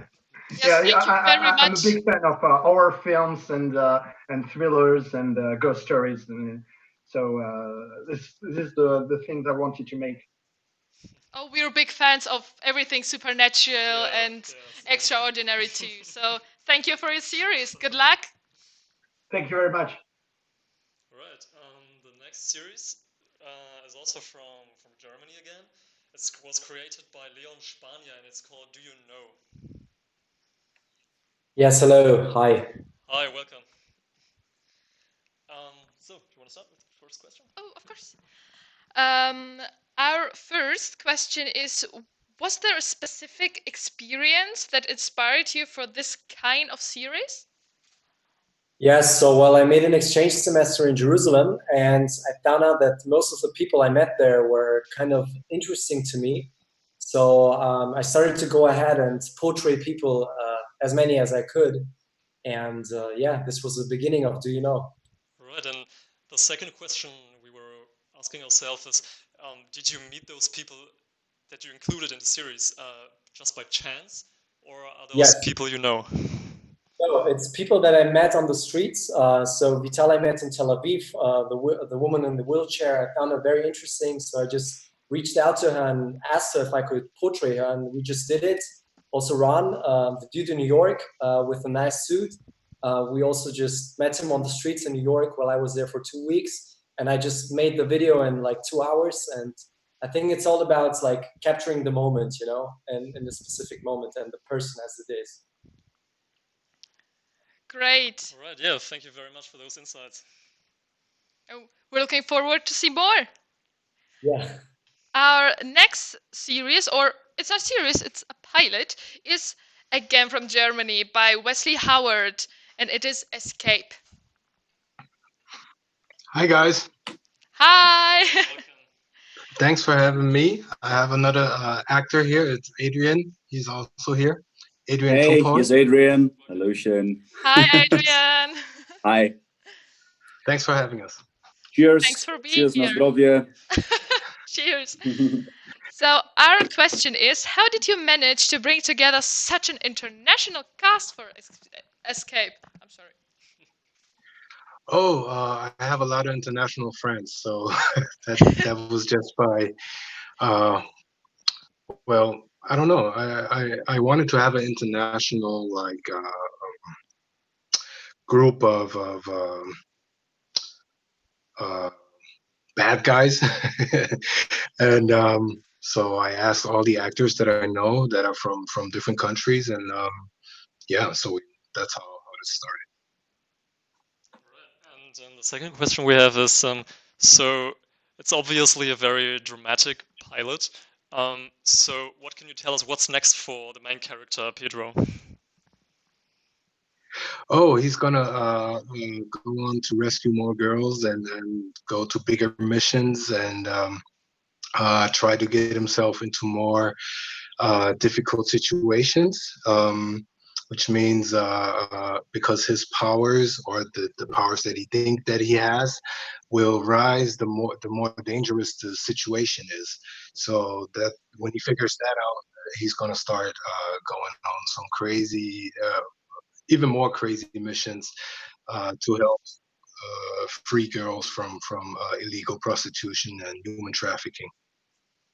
All right, yeah, we're looking really forward to seeing more of that. Yes, thank you for going on. Thank you, thank you, thank you so much. Bye bye. Bye bye. Yeah, the next series is one about East Germany, and it's called Hier drüben. Do we have Kathleen Witt and Theresa Bakscher here? Hello. Hi. Hi. Welcome. Everybody. So, what we were wondering is, the series is all about the B96, which is a road in Germany, in Eastern Germany. What does it make? What all about the what makes it such a special road in your opinion? It's special because in East Germany, in the time of the former East, it was the holiday road. It went up to the Eastern Sea, so everybody went up that road to go on holidays, and that's what we did as well, somehow. And our second question to that is, what did you learn about East Germany that you maybe didn't know before you was filming? Whoa, that's a tough question because we both were born in East Germany and we're both from there. I don't know, Kathleen, did you learn something about East Germany you didn't know before? Yeah, I got to prove that what we did was right because we wanted to say that East Germany is fucking cool, and that's what we found out, and that is what our series shows. Well, then you succeeded with that. Yes, thank you for your great answers. Thank you for inviting us. Thank you. Our next series is again from Germany. We have in this slot many series and pilots from Germany. It is Manpower Express by Matthias Schneemann, Waldemar Schleicher, and Tobias John. Hi. Hi. Hello. Hi. So I think the first question we wanted to ask you is maybe a pretty obvious one, which you probably also get asked a lot, and that's just how the hell did you come up with that idea? It's to you guys. Okay, basically, 10 years before we started this tour, we did another one all across Europe by bicycle, and so we kind of wanted to relive that experience, but a little bigger. Yeah, and I was the one who said, let's make a web series out of it. So I bought a camcorder, put it in those guys' hands and just say, shoot it, send me the footage, upload the footage to me, and we're going to make a weekly YouTube series from it. So while the guys were on the road, we uploaded the videos once every week with a delay of about 3 to 6 weeks, so the people at home could follow their journey almost simultaneously with a little delay of a couple of weeks. Yes, this is very an extraordinary idea. And was there any moments when you thought you wouldn't make it? And how did it feel when you finally arrived to Saigon? Well, there were a couple of moments, especially in the middle during winter time, because we were in Central Asia at the time, and that is not a good combination, Central Asia and winter. So and cycling. Oh yeah, cycling, of course. It's shit. So it was difficult a lot of times, but we never thought about breaking up or something. So there's always a way out, and you have to deal with the situation. Yeah, I guess that's something you learn in those type of situations, right? Yeah, exactly. Thank you for showing us your very special experience. Thank you for having us. Yeah. Good luck. Our next series is a pilot from Germany again. It is by Konrad Steuer, and it is of Wolves and Men. Yeah, hi. Hi. I also got my main actor with me. Lawrence is also here. Hi. Hello, Lawrence. So our question is, what are the central issues you're addressing with Of Wolves and Men? Okay, that's a difficult question, but I think the main issue is how can I answer this? It's like I think nowadays it's actual as it has been 2018 when we shot the pilot, because now we have a situation where it's really actual. You can see in the pilot that no one is born a racist. You learn to be a racist, and yeah, it's I think you all know it from the debate now ongoing. You can unlearn to be a racist, and my main character in the series does that by not on his own, but accidentally. So yeah, I don't know. Maybe Lawrence can say something about it too, because he felt it very much, I think. Yeah, you said it. I think that is the special thing of this pilot for me, is that there is somebody who is stuck in such a, I don't know in English, ideology. Ideology, I think. Yes. And then there is something in life, and all his ideology is tearing down. Is tearing down, and he don't get it together with his whole life and the new situation, and that's very interesting. And it's a a process, which is it's difficult to explain, but yeah, maybe you have to watch it. Then maybe I think you will feel it, because I think Laurens did very well. He definitely did. Of course. Yes, thank you for working with such an important theme, or like Yes, I crisis. think we have to. I just wanted to say, I think we have to keep this actual, and I think the series does it. And the series, when we will shoot the rest of the season, then I think it will show that you can do better. You don't have to live with the state as it is. You can do better, and I think that's what I want to show. And yeah. Yeah, that's very true. Thank you for sharing your thoughts. Thanks, guys. All right, moving on to another series from Germany, which is called Singles Diaries. And is there Lena Meckel and Sascha El-Varaki?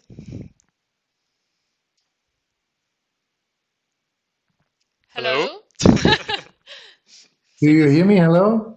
Yeah, now we can hear you. Now we can hear you. Hello. Nice to meet you. So, it's a great pleasure for us to be nominated, I want to say, and it's a real cool red carpet, because you can see all the people and all the showrunners a little more better than just walking and get photos and so on. It's Yes, great. totally. It is a very unique experience, and we're happy to get to know every one of you. That's why we're here. Yeah, that's great. Lena Meckel is unfortunately not here. She is on her way to Berlin because she's shooting tomorrow. She's nominated for Best Actress, and I'm represent her and the whole team of Singers Diaries. All right, then you'll have to answer our question, which is All right. obviously in your series you kind of you show us the awkward situations of young people's dating lives, both men and women.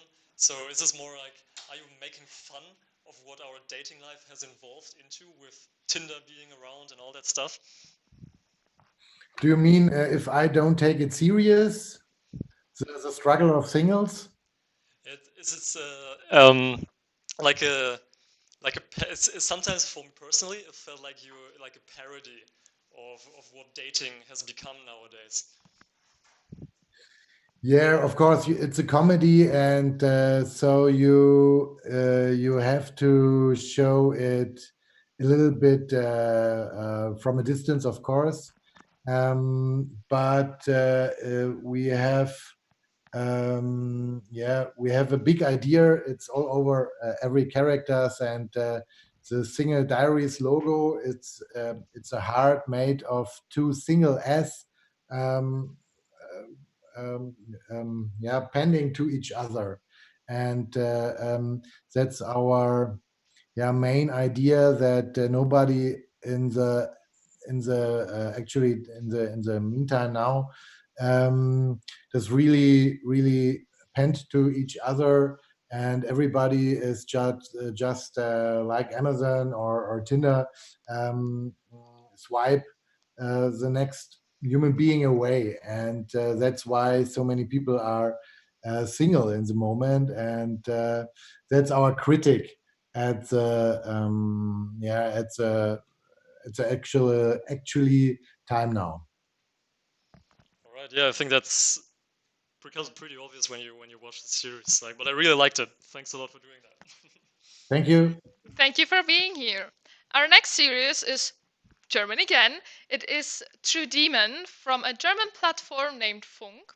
And our guests are Max Leis, Jan Tenka, Peter Anlauf, and Annika Del Hasse. Hi, I hope I spelled Hi, guys. everything Can you hear right. us? Yes, we can hear you. Okay, fine. Annika Del Hasse is not with us today. It's Geraldine from our costume department. But this is Peter. I'm Jan, Max Leis, and Geraldine. Peter was a Visual FX supervisor. I'm the director, Max DOP, and Geraldine from our costume department. Welcome to our red carpet. So Thank you. our question for you is, you started with uploading your episodes as YouTube videos in vlog style and also created an Instagram account for the main character Anna. What was it like getting feedback from your audience while you were still creating new episodes? Did you change some of your ideas because of the feedback you got? No, our approach was to present the whole show as real, as authentic as possible. But we pre-produced all the content. We got a very hard post-production time. We did like 200 or so, I don't know, 150 visual effects shots. So we had to pre-produce all the episodes. There was no adjusting in the middle of the production. Do you think you succeeded in fooling some of your audience into thinking that it was actually real in the beginning? Yes, I think so. Some of the comments were were actually written like, "Oh my God, what is happening? Are you all right?" So I think we fooled them. Yes, some of them. Yeah. I think it's a very creative idea. Thanks a lot. Of course, and because you actually fooled some people, your idea worked. So that's great. I hope so. Yes. Thanks. All right, guys. Thanks for joining us. Thank you for having us. Bye. The next series we're going to talk about is from Belgium, and it's called The Why Theory. Our guests are Caroline and Martin, the creators and directors. Hello. Hello. Hi, welcome. Hello. Good to see you. Hey, hello. We also have our producer here, Dylan. And we are the creators. So, guys, first question. There's been a season 1 before, so what changes for the two main characters, Anna and Malik, in season 2? Well, the first season was more about Anna, and she was trying to assume her bisexuality. And in the second season, it's easier for her to assume that, and so we go deeper into the LGBT world here in Brussels. So maybe that's the main difference. We go deeper into the world of the LGBT world in Brussels. That's really our stage. And we focus more on the other character, the gay character, which is Malik. Great, thank you. And why do you think it is so important to tell the stories you tell in Why Theory? Well, we've been doing that for now 3 years, because the first season has been there for 3 years, and we did that because there was nothing in Belgium about bisexuality, but also about LGBT people in general. In Belgium, we don't have any fiction about that, and so we know a lot of people, a lot of young people, teenagers, who ask themselves the questions: what is my sexual orientation? Is it okay to be gay? It's already sometimes yet difficult in Belgium, but bisexuality, it's even more difficult. And so, well, we realized we received a lot of messages from people saying, thank you, it's easier for me, I got answers, and now I know it's also okay to be gay, to be lesbian, to be bi, and well, that's why it's still important we would like not to have to do that, and that it would be acceptable to be whoever you want, but it's still not the case, at least here in Belgium, so that's why we do. Great, thank you so much for bringing this topic to Belgium and to us. Thank you for having us.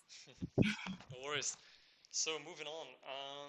Next series up is again from Germany. It's called The Man for Your Sins. Der Mann für die Sünde. Our guests are Hannes Hellmann, Maria Kempken, and Joachim Jung. Actually, Maria is not here. She can't make it. So it's just me and our main actor, Hannes Hellmann, who's also here in the room.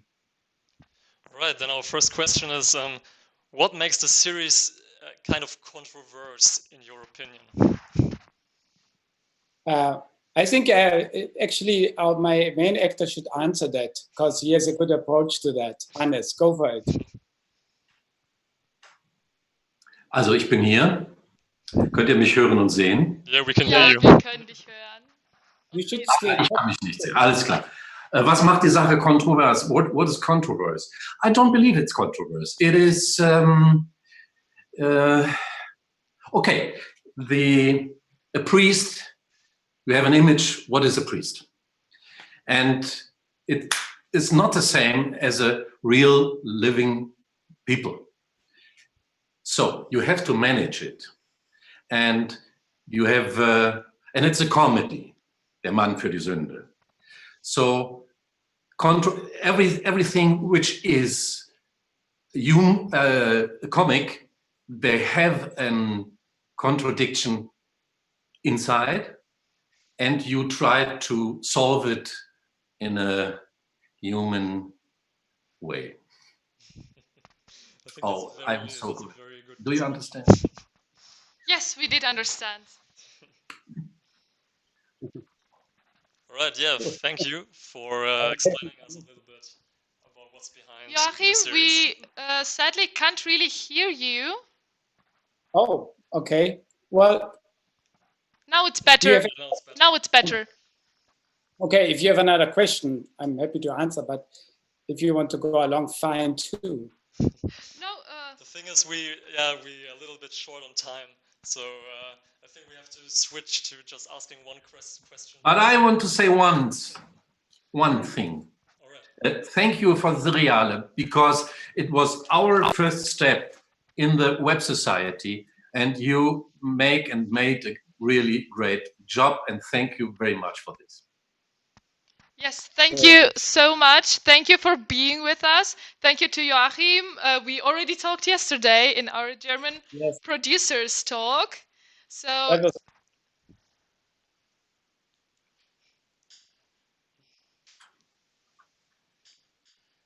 I think. Did you say something? I think we didn't get it. No, everything is good. I have a better connection now, so thanks for everything. All right. See you next time. Thank you, Joachim. And I'm sorry, I'm wrong with my list now. I'm not even sure at which series we are.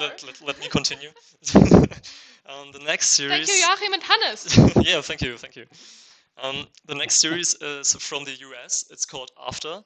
And our guests are Joshua Schubert, Tegan Kuritz, and Rosalie Tensev. Oh, hi, how's it going?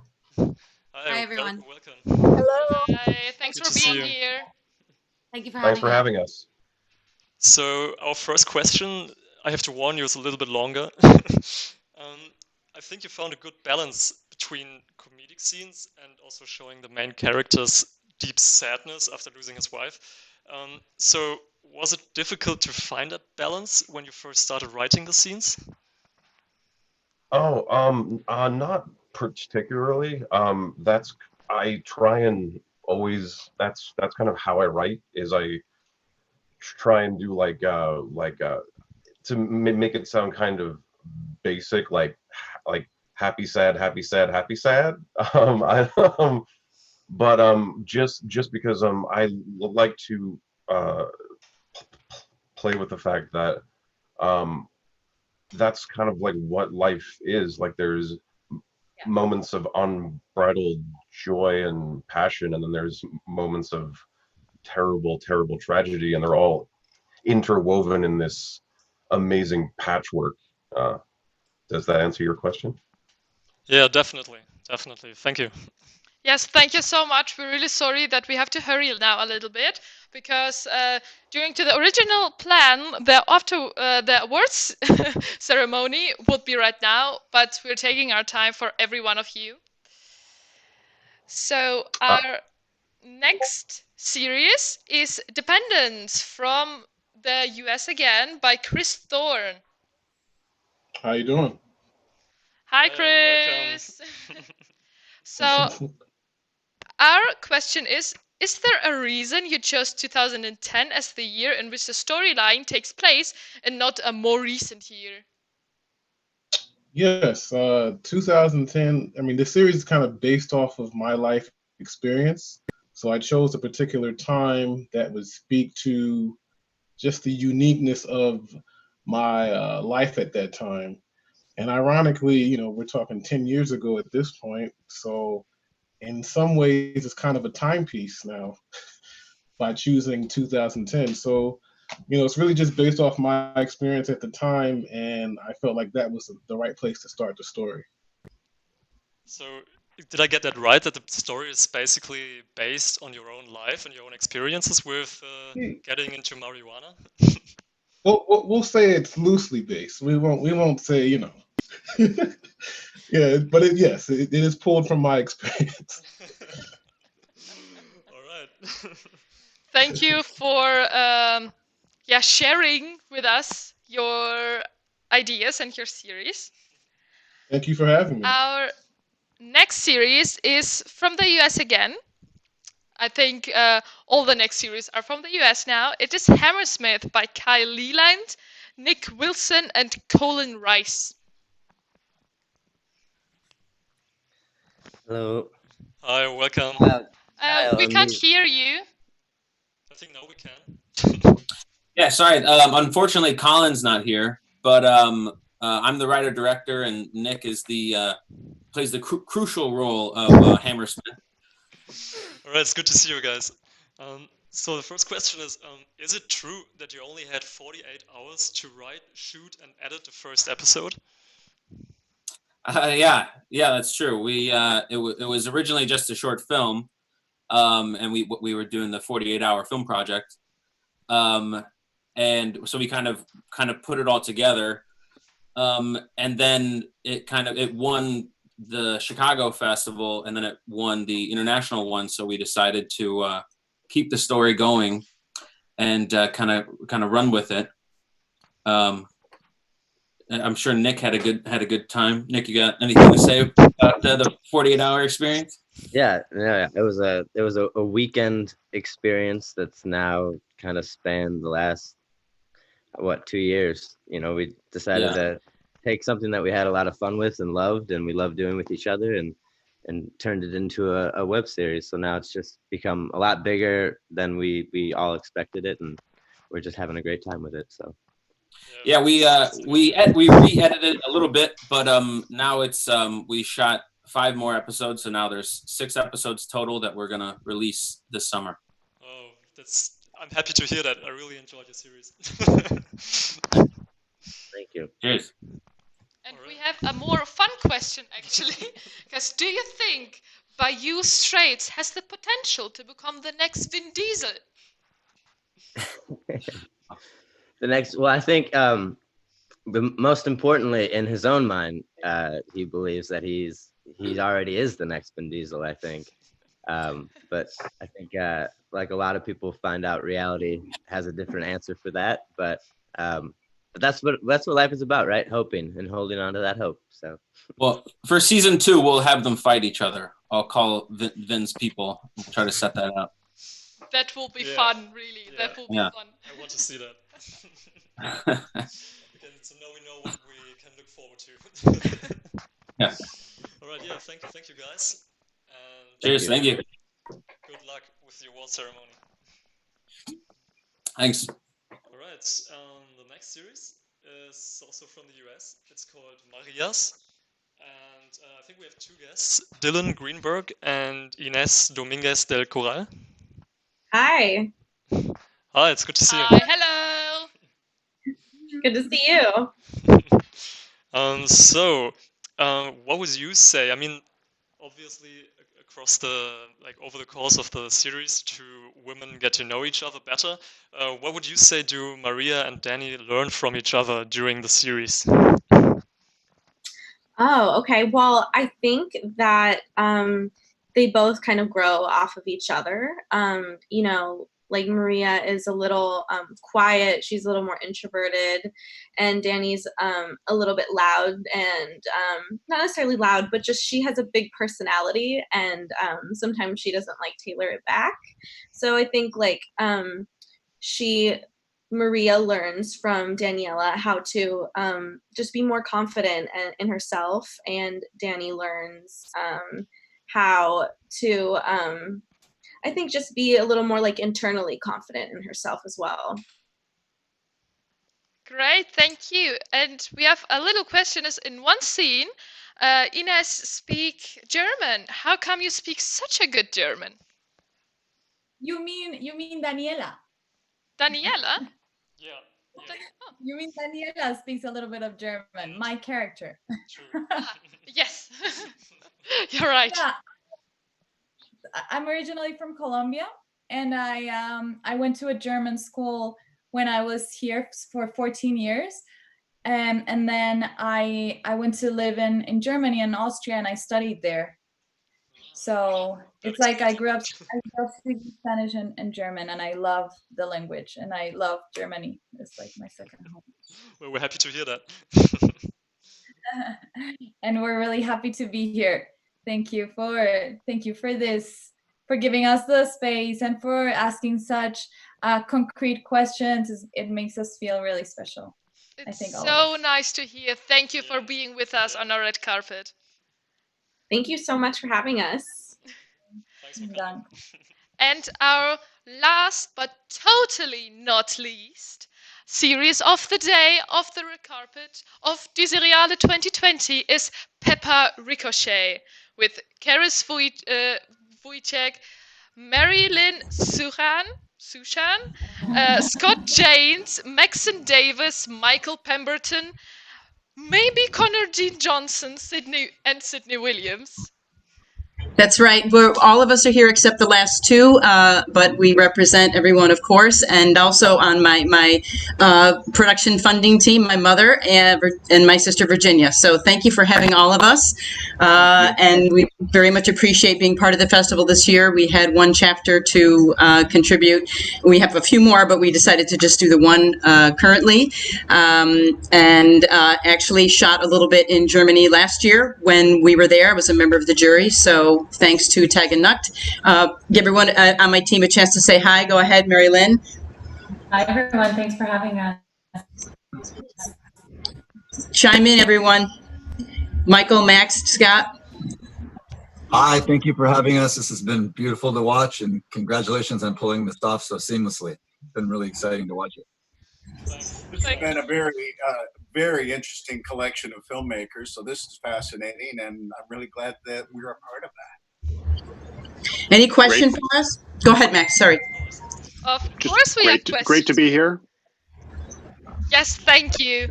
So our questions are, why do you think does Pepper make a better secret agent than James Bond? Because she's a woman. That's a great answer. That's a great I don't know. I love James Bond, and there's a lot of Bond-like elements certainly to the show. A lot of the espionage, the secret, the gadgets, the things that she uses in all of her missions. So there definitely is that influence. It's just a genre that I really enjoy, and I think a lot of us enjoyed working on. We could maybe we can get an appearance from Bond in a future episode. Who knows? Give us a teeny tiny sneak peek. What's next for Pepper?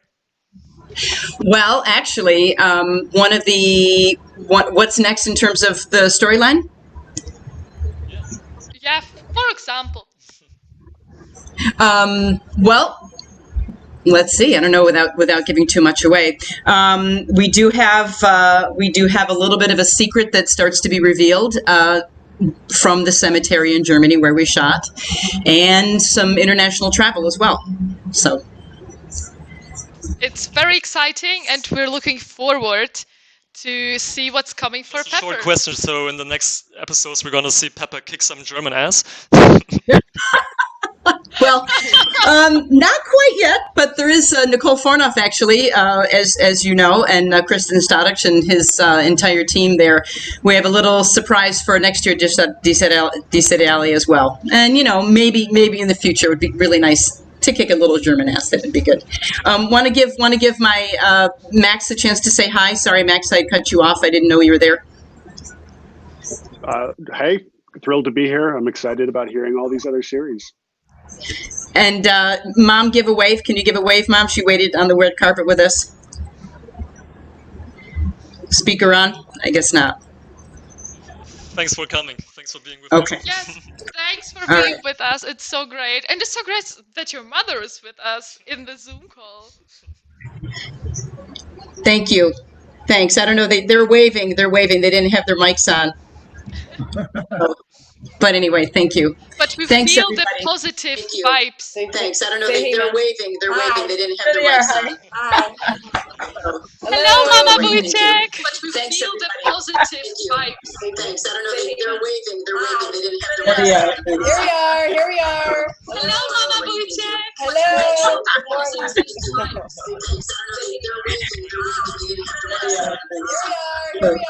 Thank you. Thank you. Now, Everyone, D-City Alley, thank you so much again, Dasha. Thank you, Jean-Gor, Beate, everyone. It's such a great festival, and we're really